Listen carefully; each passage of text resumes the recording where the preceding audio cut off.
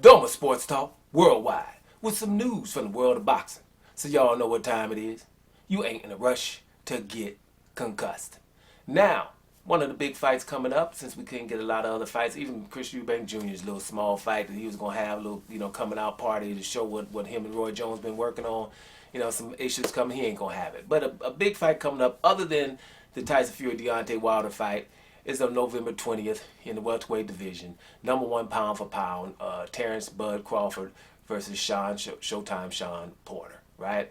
Shawn Porter is a guy, well, we know damn well that's a bad dude. He's been in with everybody in the welterweight division, and he's been in close fights. There's never really been any separation. Even when he fought Errol Spence, there wasn't much separation. Some people say if he wouldn't have been knocked down late in the fight against Errol Spence, that he should have won that fight. So, he's been in there, and he's been a close fight with Keith Thurman, right? And his best win, I would say, me personally, would be the Danny Garcia win. He's got to win over Yordenis Ugas, but some people think Yordenis Ugas won that fight. Thing is, when you're talking Shawn Porter, and you're talking the elite welterweight, you're talking about somebody who has been in there with him and has held his own or has beaten all of the elite welterweights. Now, the elite welterweights seem to be on one side of the street. These people, we talk about one side of the street, of Top Rank or PBC. I don't really agree with that. I think others should be considered elite too, especially if they're undefeated. I don't just think that Shawn Porter, Keith Thurman, Danny Garcia, and Errol Spence just beat automatically, Jose Benavidez, Jeff Horn, and Cavalikas, and Terence Crawford over on the other side. I just don't see, it just doesn't say, because at the time Jeff Horn beat Manny Pacquiao, right, he was calling out a whole lot of people. Jeff Horn felt himself.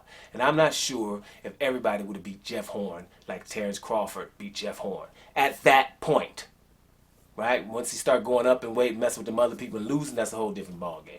But the bottom line is, here's what number one pound for pound Terence Crawford thinks about the Shawn Porter fight.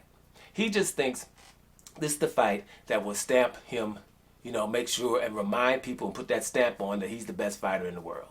And it's possible. I just think personally, guys, that he'll be disappointed after the fight, right? Because there's things that I say now that others are going to say later when it comes to Shawn Porter. If Terence Crawford beats Shawn Porter, even better than others have, maybe stop Shawn Porter, which I doubt. I doubt if he stops Shawn Porter. But if he beats him convincingly, right? That would mean better than, for example, Errol Spence did, or better than a Keith Thurman did, or it wasn't a close fight like his Danny Garcia or Yordenis Ugas fight, right? Then they still are going to start saying things that they won't say now, right? Because I don't really like the fight with Shawn Porter and Terence Crawford, because Terence Crawford has little to gain. I know he thinks it's going to be a stamp, but he has little to gain because Shawn Porter doesn't have a title, right? So what's going to happen is they're going to say Shawn Porter has already lost a couple of times already. They're going to say that he should have lost against Yordenis Ugas, right? And then they're going to say what I keep saying, right? Because all of a sudden, we do know that Terence Crawford only twice beaten Kell Brook. Now, Kell Brook was only twice beaten, and one was against Gennady Golovkin.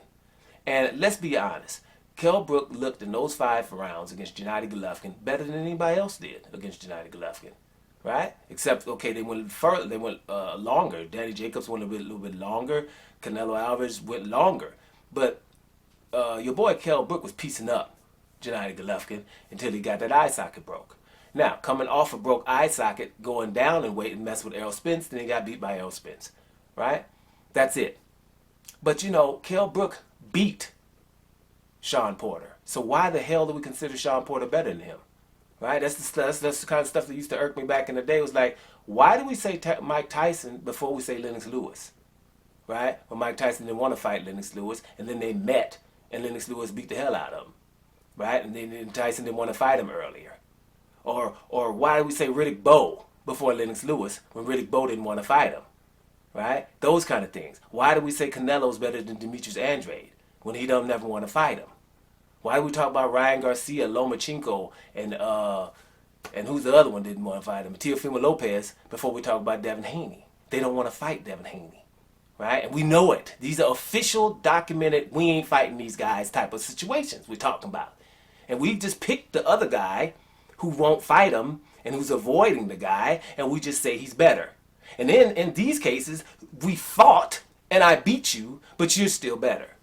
Shawn Porter ain't better than Kell Brook. Why? Why? As much I like Shawn Porter, I ain't never going against Shawn Porter unless, for example, he fights Terence Crawford.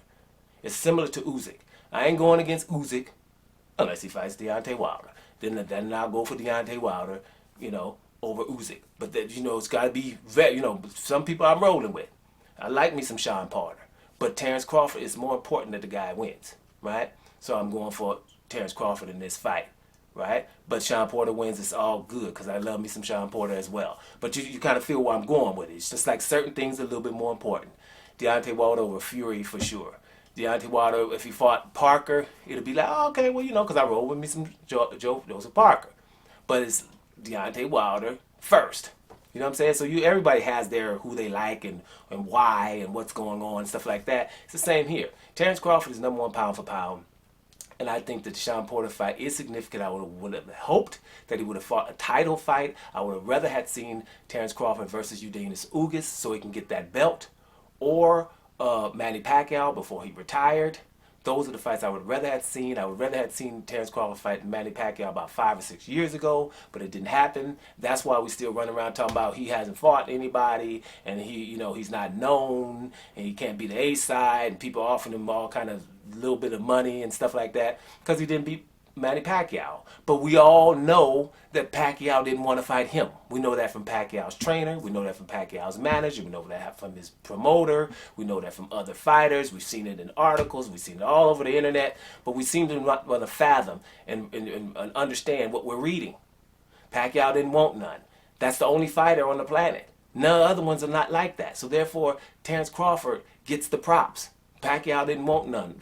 Younger Pacquiao, older Pacquiao, any Pacquiao. And when they talk about Pacquiao and Terence Crawford, what happens? Like I tell you all the time, they start worried about Pacquiao's well-being.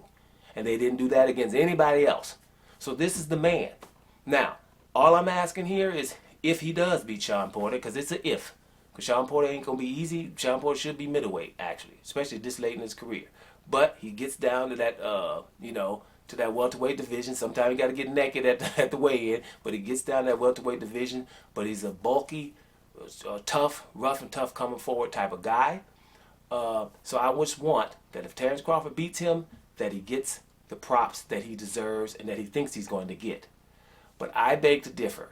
They are going to start saying, oh, well, Shawn Porter lost to Kell Brook. Oh, he lost here, he lost there, and he doesn't even have a title. So what does that mean for Terence Crawford? Let's hope that doesn't happen. Doma Sports Talk Worldwide. And I'm up out of here, y'all.